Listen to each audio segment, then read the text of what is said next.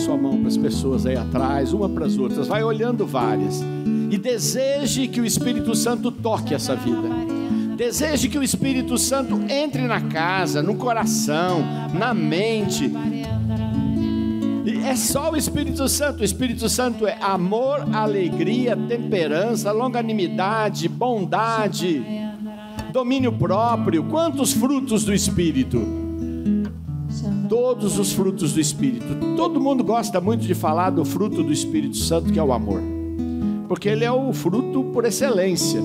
É aquele que, se a gente recebe, a gente consegue amar na forma com que Jesus falou, amar até os inimigos. Isso não é fácil não, é ruim amar inimigo, mas Jesus, só com ele que é capaz. Só que o segundo fruto é o da alegria. Significa que depois do amor, e nós sabemos que o amor é o mais importante, porque as verdades teologais, né? Fé, esperança e caridade, fé, esperança, amor. Ou então o capítulo 13 da primeira carta aos Coríntios, quando diz, no final só ficará o amor, as outras coisas passam. Então nós já sabemos, o amor é muito importante. Aliás, fala para os outros, o amor é muito importante. O amor é muito importante. Aí no fundo, o amor é muito importante. Mas o segundo fruto é a alegria. E a alegria cura, a alegria liberta da depressão, a alegria nos anima a enfrentar as dificuldades, a alegria faz com que a gente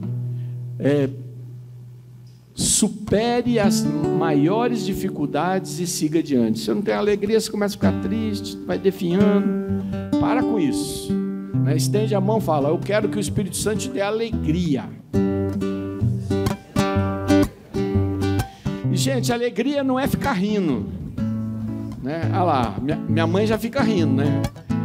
Rir é bom, mas não é só rir, né? Alegria é algo que está dentro da gente e que em todas as circunstâncias a gente aguenta estar com essa força que é a alegria. E agradece a Deus. Obrigado, Senhor, por você ter encontrado o caminho do Senhor. Obrigado, Jesus, por estar aqui. Isso fez toda a diferença. Obrigado, na sua Senhor. vida, fez Obrigado, a diferença na minha vida. Obrigado, Senhor. É isso que faz a diferença. Jesus. Quem encontra o caminho do Senhor não fica sozinho neste mundo, não fica abandonado, não fica esmo. Então nós erguemos as nossas mãos e falamos, nós erguemos as nossas mãos e damos aleluia, porque somos gratos a Ti. Obrigado, Senhor. Obrigada, Senhor. Obrigado, Jesus. Obrigada, Senhor. Obrigado, por um dia termos Te conhecido, por um dia termos conhecido o Teu Espírito toda Santo, glória, toda por um dia o Senhor ter entrado na nossa vida. Obrigada, Senhor. Obrigado, Senhor. Quando Jesus estava falando com aquele povo, a multidão, os discípulos, e ele falava coisas difíceis e as pessoas diziam assim, são muito difíceis as coisas que você fala. E ele responde assim, pode ir embora, se você não concorda, pode ir embora. E eles responderam assim, mas para onde nós iremos, Senhor? E eu quero repetir isso com você. Nesse mundo, eu pergunto, aonde você irá? Quem te socorrerá? Quem te ajudará? Nesse mundo só o Senhor, e nós temos que dizer de novo, Senhor, só Tu tens palavras de vida eterna, só Tu tens o caminho, não temos outro a quem recorrer, Senhor. Outro lugar a pôr nossa confiança, só em Ti. Nossa confiança é só em Ti, Senhor. Só o Senhor pode transformar, só o Senhor pode mudar, só o Senhor pode trazer vida nova, só o Senhor pode trazer um caminho novo. Não há aonde irmos, Senhor. Reconheça isso diante do Senhor. Senhor, não há. Não há homem que possa me socorrer. Não há ninguém que possa me socorrer. Só Tu, Senhor. Só Tu. Só Tu tens as palavras para a vida eterna, as palavras de salvação, as palavras de renovação, as palavras de cura, as palavras de libertação, Senhor. Eu reconheço isso, Senhor. E você vai rezar comigo, vai dizer, Senhor, levanta o meu ânimo. Senhor, levanta o meu ânimo, Senhor. Levanta minha coragem. Levanta minha coragem, Senhor. Dá-me, Senhor, ousadia. Dá-me, Senhor, ousadia. Dá-me, Senhor, a unção de restauração. Dá-me, Senhor, a unção de restauração. Amém.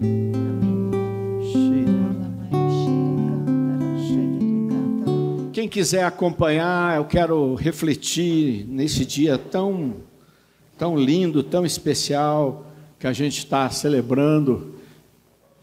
Já é dia 1º, né? Novembro é o nosso mês, mas é hoje essa festa de 37 anos. Então, se você puder pegar o Evangelho de Lucas, no capítulo 8. Evangelho de Lucas, capítulo 8. Lucas 8. Isso, pode pegar no celular, pode pegar no papel, pode pegar, você trouxe sua Bíblia, Lucas capítulo 8, versículo 40. 8:40. Lucas 8:40. Não estou cantando bingo, não, é o capítulo e o versículo, tá bom? Lucas 8:40.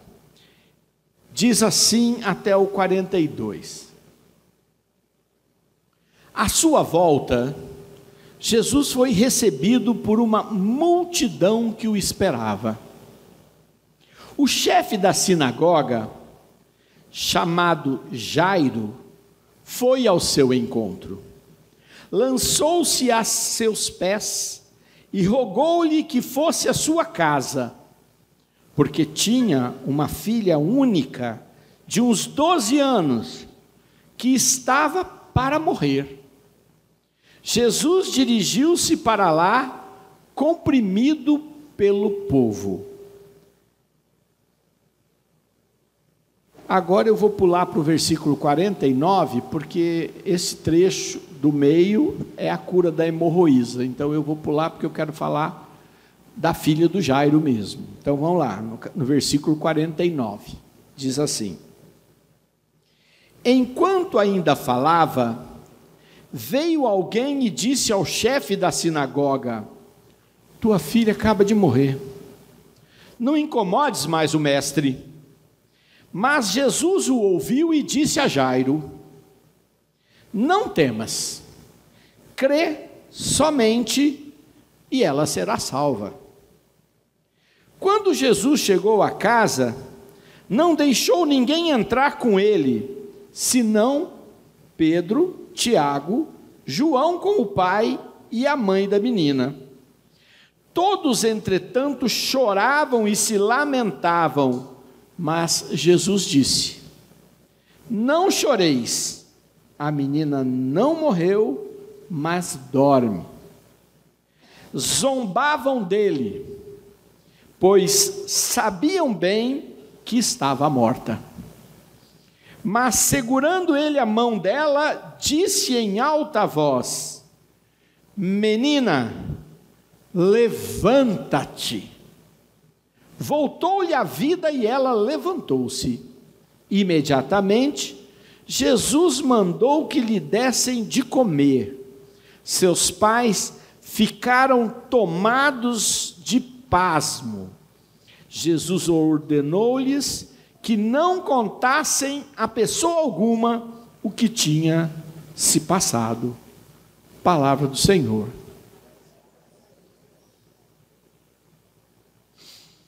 A gente escuta nos evangelhos muitos milagres, muitos milagres. Esse tem várias questões extraordinárias. A primeira delas é que Lucas, que não era um dos 12 discípulos, Lucas, que era o médico, que se tornou companheiro de Paulo e depois companheiro de Pedro. Portanto, Lucas provavelmente não estava ali. Ele recolheu este caso e pesquisou este caso. para poder escrever. Nós sabemos que Lucas era o que tinha mais capacidade, por ser médico, ele tinha mais condições de escrever. Ele procurou, e quando a gente lê o seu evangelho e olha o Atos dos Apóstolos, ele diz que ele procurou reunir toda a documentação para poder escrever o seu evangelho.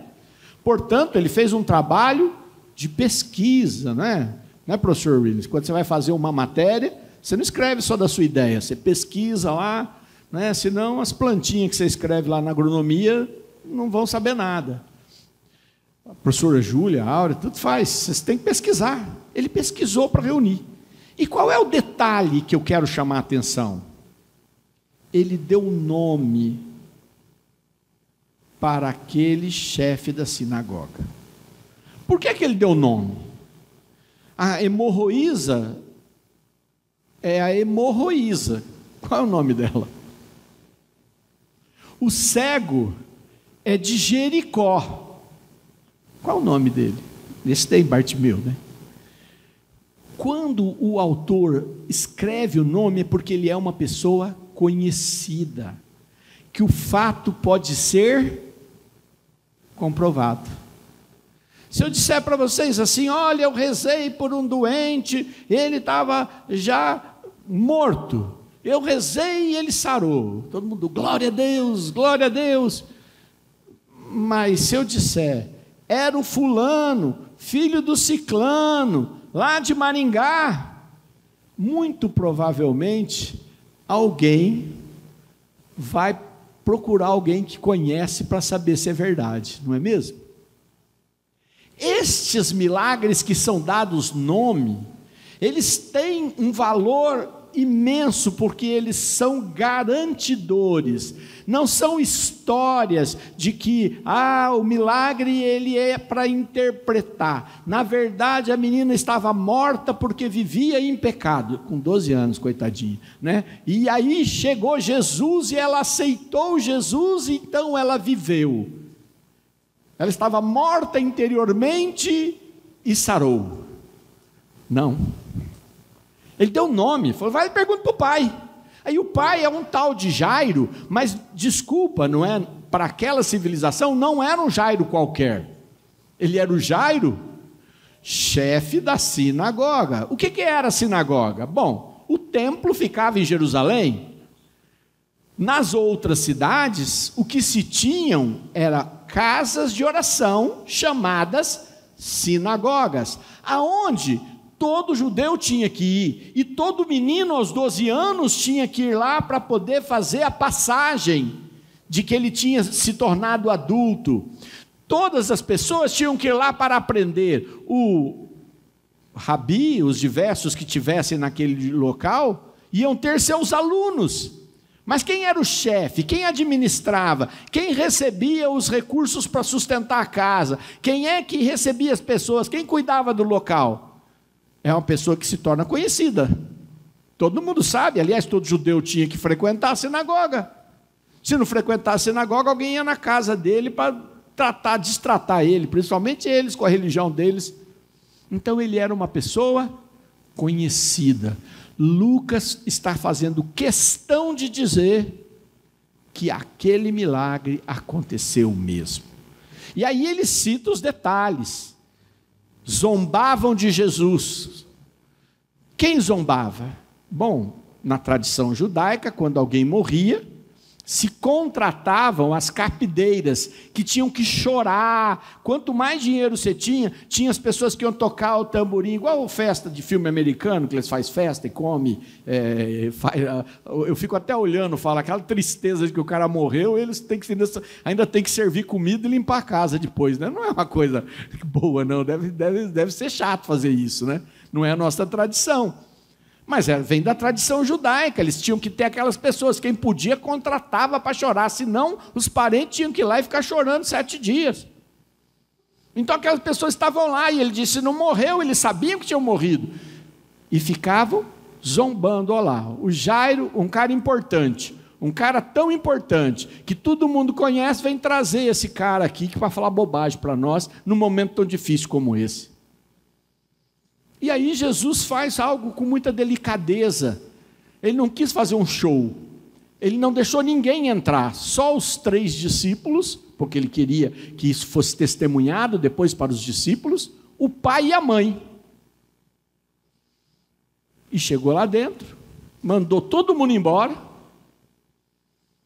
Eu não sei o que a mãe pensava, eu sei que o Jairo, que foi buscar o pai, estava cheio de fé. E aí Jesus pega as mãos da menina e diz: menina, levanta-te. E ela retoma o sopro de vida. Diz, se você ouviu a leitura, que ela já estava doente há bastante tempo. Portanto, quando ela poderia se recuperar, mas continua ainda na cama, para se recuperar aos poucos. Mas o que acontece com ela? Ela já se levanta e Jesus fala: agora dão comida para ela aí, que ela está precisando comer, porque estava doente, só comendo caldinho, agora vai fazer comida de verdade. Essa menina já está 12 anos, já está inteira. Quando eu vejo este milagre, ou o de Lázaro, que teve até que remover a pedra para que ele saísse para fora, mas neste caso, e é um caso tão contundente, que eu fico lembrando a frase de Jesus: vocês verão obras maiores do que esta. E o que foi que ele pediu para o Jairo fazer, naquele momento que chegou o mensageiro para dizer: deixa o mestre em paz, que já acabou, ela morreu. Demorou muito. Não deu tempo. Ou talvez disse, não ia adiantar nada. Ela já morreu. O que Jesus disse para o Jairo? Crê somente. Eu até fico olhando, porque a frase diz: crê somente, ela será salva. O pai podia imaginar: eu vou acreditar porque ela vai chegar ao céu, morreu na glória de Deus, morreu e será salva. Não é essa a impressão? Jesus não falou assim: crê somente, ela viverá, crê somente, ela será salva. Mas ele acreditou de verdade. E aí eu falei para Jesus hoje: Jesus, eu não posso dizer que eu não vi milagres, porque eu vi muitos milagres. Mas eu garanto para vocês que eu acreditei antes de ver milagres. Jesus não precisou fazer nenhum milagre que eu tenha visto para que eu pudesse acreditar. Isso é um presente que Deus me deu. Mas eu não vi ninguém ser ressuscitado. Eu tenho um caso que eu acho que foi uma ressurreição, mas mesmo assim eu falo: eu queria que um dia ou você me usasse ou usasse alguém que eu estivesse junto. Não precisa ser eu, pode ser qualquer um. E ressuscitasse o morto, porque o mundo está perdendo a fé. Porque o mundo parou de acreditar num Deus que faz coisas sobrenaturais. Eu tenho uma história que eu já compartilhei aqui, vocês sabem, que foi quando eu fui rezar pela mãe da Palmira, que cantava no grupo de oração. Ela estava internada, com uma situação de diabetes muito complicada, na UTI, e quando eu cheguei na UTI, a enfermeira da Santa Casa, naquele tempo a gente podia ir rezar lá nos hospitais, na UTI, a enfermeira que participava do grupo de oração me viu e disse assim: você não pode rezar por aquela mulher, que ela está muito ruim, provavelmente não vai durar hoje, você podia ir lá rezar? E aí eu fui perto, porque a UTI fica só aquelas separações, naquele tempo pelo menos eram tipo as cortinas, né? E aí eu fui, que ficava no outro canto, e quando eu cheguei lá para rezar, ela teve os aparelhos começaram a apitar, o médico que fica na UTI veio correndo, veio as enfermeiras, e aí ele disse: sai para mim, né? E eles já foram para fazer os procedimentos de ressurreição do cardíaco nela, e eu me afastei. Aí eu me afastei, o médico olhou, e era um médico que também de vez em quando é no grupo de oração. Ele falou assim: fica aí rezando que é melhor. E eu fiquei rezando ali, olhando aquela situação. Aí eles pararam, puxaram o lençol, e aí eu falei, eu te entrego, Jesus, e a mulher respirou. E aí eles voltaram tudo de novo para fazer procedimento, e aí eu fui embora.